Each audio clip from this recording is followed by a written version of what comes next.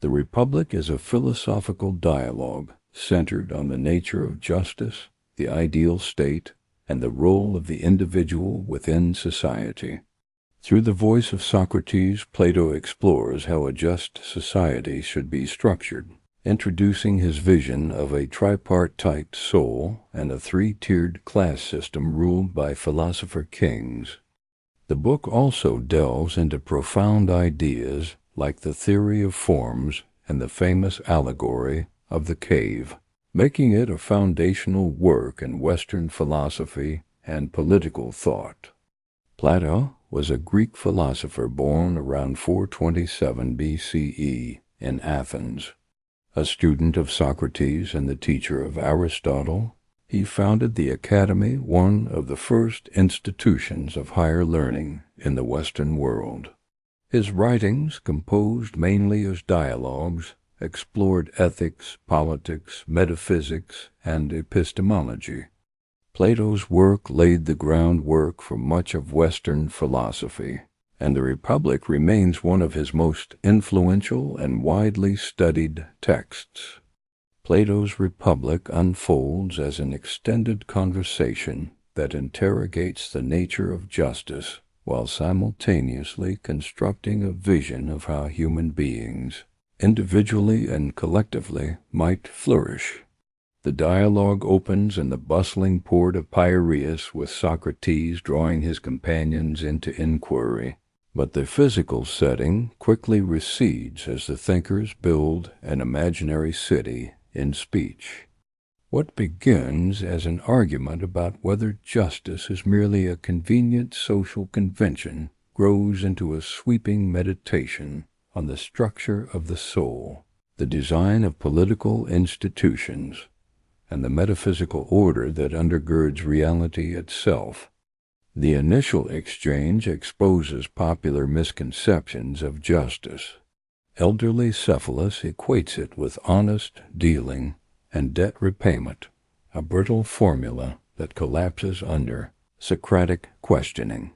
His son Polemarchus narrows the claim to helping friends and harming enemies. Yet the distinction dissolves once it is shown how easily we misjudge friend and foe. The fiery sophist Thrasymachus then declares that justice is nothing more than the interest of the stronger, asserting that rulers craft moral codes to serve their own advantage. Socrates counters by noting that true expertise, whether in medicine or governance, aims at the welfare of its subjects, not the gain of the practitioner. Justice, he suggests, is a virtue of the soul that confers genuine benefit on the just person, whereas injustice breeds internal discord. Glaucon picks up the debate by recounting the legend of Gyges, a herdsman who stumbles upon a ring conferring invisibility and at once seduces the queen, murders the king, and seizes the throne. The tale is meant to show that people act justly only from fear of punishment. Given the means to act unseen, anyone would prefer injustice. Adeimantus adds that parents and poets alike praise justice for its external rewards reputation, honor divine favor while treating the inward disposition as irrelevant. Provoked, Socrates shifts the scale of inquiry. Rather than peering at justice in a single human heart, he proposes to build a city in speech, reasoning that justice magnified in the civic arena will be easier to discern and then read back into the soul. The city's construction begins with basic needs: food, shelter, clothing. Division of labor soon produces a class of farmers, craftsmen, and merchants. As luxuries multiply, so do conflicts, making a professional military necessary. These auxiliaries must be spirited enough to fight, yet gentle toward their compatriots. So their education must blend physical training with a carefully curated cultural diet. Poetry depicting capricious gods or heroes enslaved to passion is censored, not to stifle creativity, but to prevent false models from lodging in impressionable minds. Music and gymnastics cultivate harmony between body and soul, instilling rhythm, balance, and self-command. Out of this pedagogical project emerges Plato's most potent notion, the philosopher king. Philosophy, in this context, is not abstract speculation, but a disciplined ascent toward the form of the good, the ultimate source of truth and value. Just as the sun illumines visible things and permits vision, the good illumines intelligible realities and makes knowledge possible. Minds trained to turn from the flickering shadows of opinion toward mathematical proportion and dialectical clarity gain the competence to rule. Yet such thinkers rarely seek power. Therefore, the ideal city must compel its philosophers to govern for a set term before releasing them back to contemplation. Plato dramatizes the educational ascent through the allegory of the cave. Prisoners chained since childhood see only shadows cast by puppeteers before a fire. One captive breaks free, stumbles upward, and is blinded by the sun before gradually perceiving the true world. Returning underground, he meets ridicule and hostility from those who prefer familiar illusions. The parable operates on several registers. It depicts the soul's liberation from ignorance, justifies the philosopher's obligation to re-enter public life, and cautions that enlightenment can estrange the knower from the community that nurtured him. Justice, both civic and personal, is finally defined as an ordered unity. In the city, the rational guardians rule, the spirited auxiliaries enforce, and the appetitive producers sustain material needs. Harmony arises when each class performs its proper function without encroaching on the others. In the psyche, reason should govern, spirit should ally with reason to curb unruly desires, and appetite should obey. Injustice, by contrast, is civil war. Appetite or spirit rebels against rational direction, generating internal anarchy that mirrors political strife. Plato thus connects personal virtue to social stability, claiming that a just life is psychologically healthier and therefore happier than an unjust one, even if the former suffers external misfortune. He does not rest content with the ideal. He maps the corruptions that befall both cities and souls when reason's sovereignty erodes. An aristocracy guided by wisdom degenerates into a timocracy obsessed with honor, then into an oligarchy where wealth rules, then into a democracy enthralled by unchecked freedom, and finally into tyranny, the rule of a single master enslaved to lawless appetites. Each regime corresponds to a psychological decline. The democratic character prizes victory.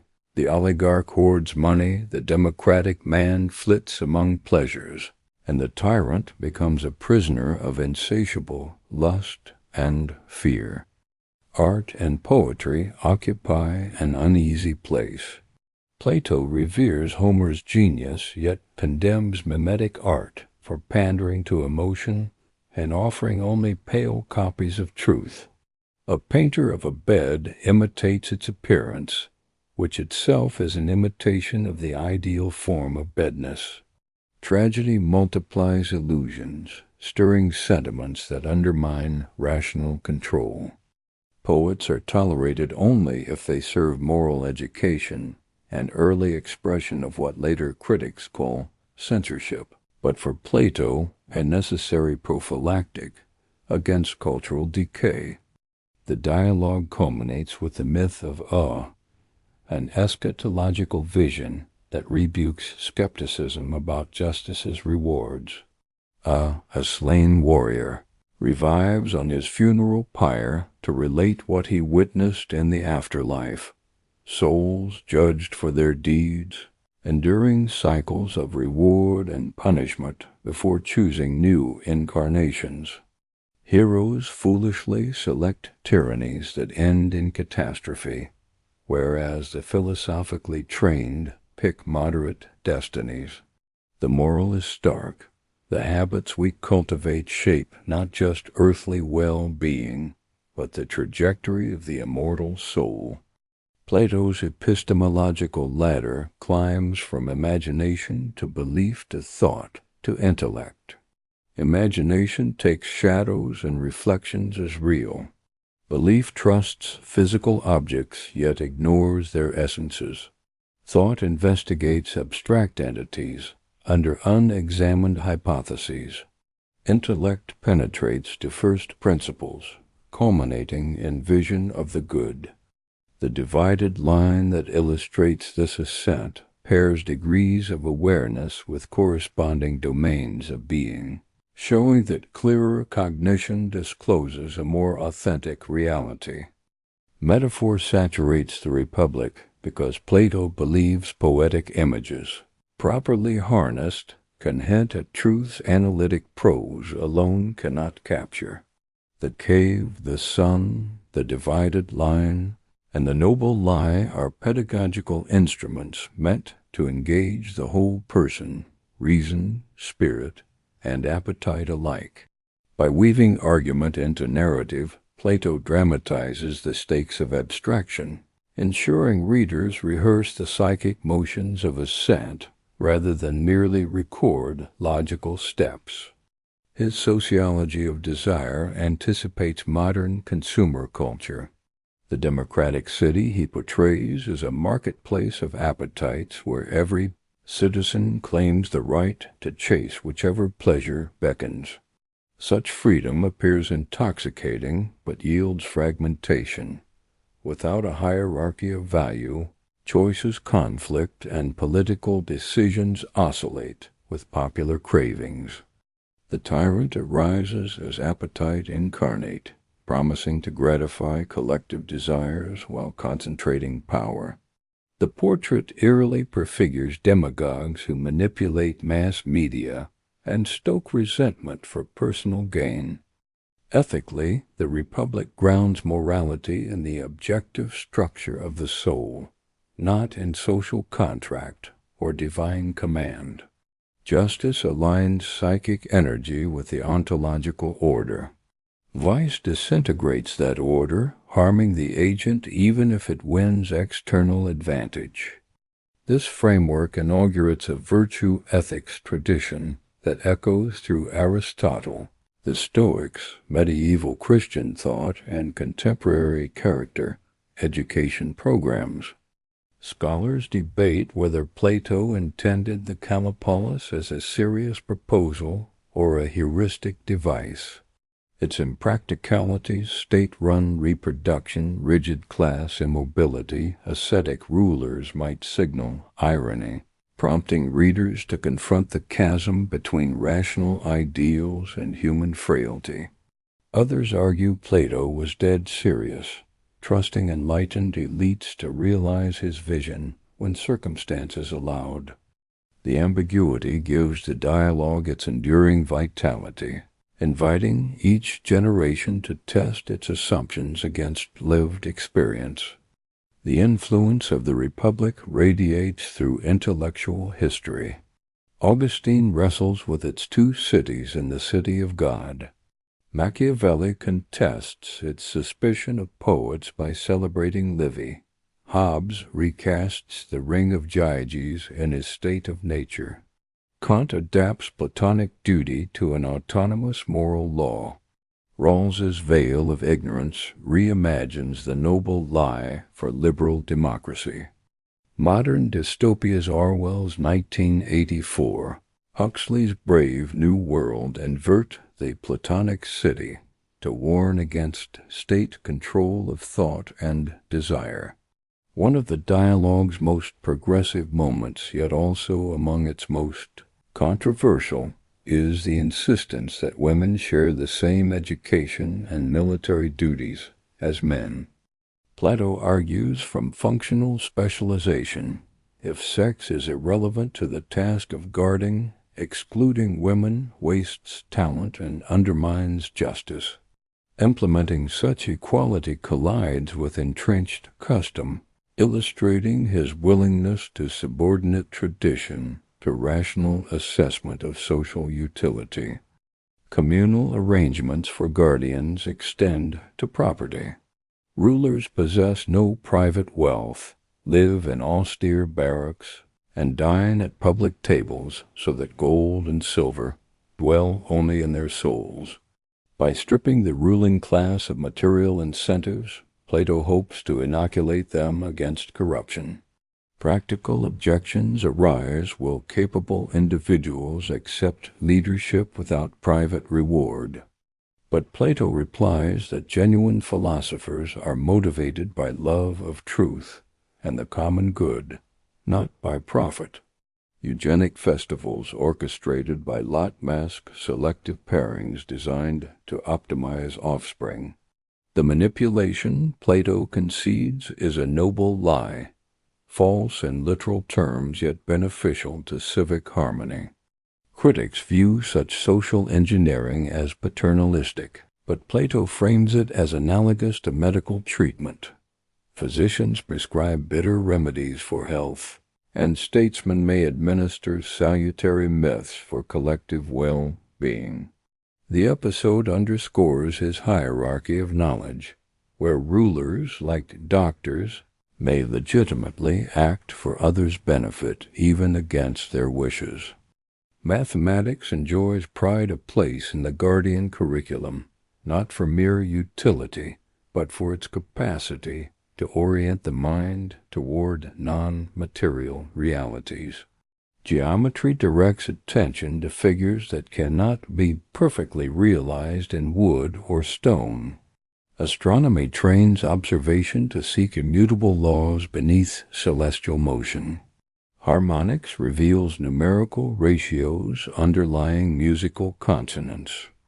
Each subject disciplines the intellect to grasp the unseen. In modern terms, Plato anticipates cognitive training that strengthens abstract reasoning, preparing future leaders to discern patterns in political and ethical life. Dialectic crowns the educational ladder. It is the art of questioning premises until they rest on the bedrock of the good. Plato warns that dialectic is dangerous if attempted too early. Youths who wield skeptical arguments as toys may dissolve convictions without replacing them. Therefore, the most strenuous philosophical inquiry is reserved for mature minds whose character is firmly anchored. Under guided conversation, they ascend beyond hypotheses, behold the good, and crucially, descend again to apply insight to governance. The epistemological ladder, cave allegory, and divided line converge on a single point. True knowledge requires turning the entire soul toward reality's deepest source. Such conversion demands rigorous discipline, yet the reward is a life guided by clarity rather than illusion. Plato contends that the philosopher's pleasure, rooted in learning, surpasses the baser satisfactions of wealth or honor, and dwarfs the tyrant's frenetic indulgence. Politically, the republic may appear authoritarian, yet its underlying impulse is ethical, to create conditions in which every citizen can realize their nature in concert with others. The abolition of private families, shocking to modern sensibilities, is presented as an antidote to nepotism and factional strife. The communal life of rulers safeguards them from the distortions of personal interest, ensuring decisions align with the common good. Critics note paradoxes. If only philosophers are fit to rule, how will non-philosophers recognize and elevate them without already possessing philosophical insight? Moreover, the proposed censorship and Class divisions clash with liberal values of free expression and social mobility. Yet these tensions generate the dialogue's enduring fascination, forcing readers to weigh the costs of justice, freedom, and expertise. The text also confronts psychological realism. By situating Eros, the longing that propels the soul, at the heart of philosophical life, Plato acknowledges desire's power while insisting it can be redirected toward truth. The ascent from cave to sunlight is no dry syllogism, but an erotic pilgrimage driven by wonder. Conversely, the descent into tyranny is fueled by perverted eros, a love of gratification divorced from reason. In both trajectories, desire is the engine. Education determines its aim. In contemporary discourse, the Republic reverberates across political science, psychology, education, and media studies. Debates over technocracy, expertise, and populism echo Plato's call for philosopher kings. Research on cognitive bias revisits his model of the tripartite soul. Critiques of propaganda parallel his suspicion of mimetic art's sway over the masses. Even existential concerns about authenticity and self-knowledge find prefigurement in the cave allegory. Yet the dialogue is no dogmatic manual. Socrates never codifies laws. Instead, he invites interlocutors and readers to test their assumptions through dialectic. In that sense, the Republic is as much about the practice of philosophy as about its conclusions. Justice remains an open horizon toward which conversation perpetually advances. In the final reckoning, Plato's masterpiece functions less as a rigid blueprint for utopia than as a probing diagnosis of how knowledge, power, and desire braid together. The imagined city is a thought experiment, magnifying the stakes of self-rule. If reason can master appetite within one breast, wisdom might guide an entire populace toward harmony. Conversely, when unruly passions topple rational guidance, the tyrant emerges both in the psyche and on the public stage, showing how personal vice fertilizes political decay. The Republic therefore issues a dual mandate: pursue an education that orients desire toward truth, and shape civic institutions that reward virtue rather than vanity. Across 24 centuries of interpretation, the dialogue endures, not because it settles the question of justice, but because it perpetually reopens it, urging each generation to reenact the ascent from shadow to sunlight, and to decide what kind of city and what kind of soul they wish to inhabit. Thank you for joining us on this deep journey through the Republic, a timeless reflection on justice, the soul, and the society we shape through our values. Plato's vision continues to challenge and inspire, asking us to look beyond appearances and question the very foundations of our beliefs.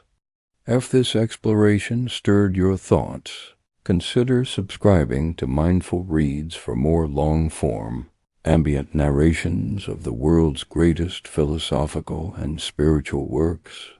Until next time, may your inner compass stay true and your path guided by reason.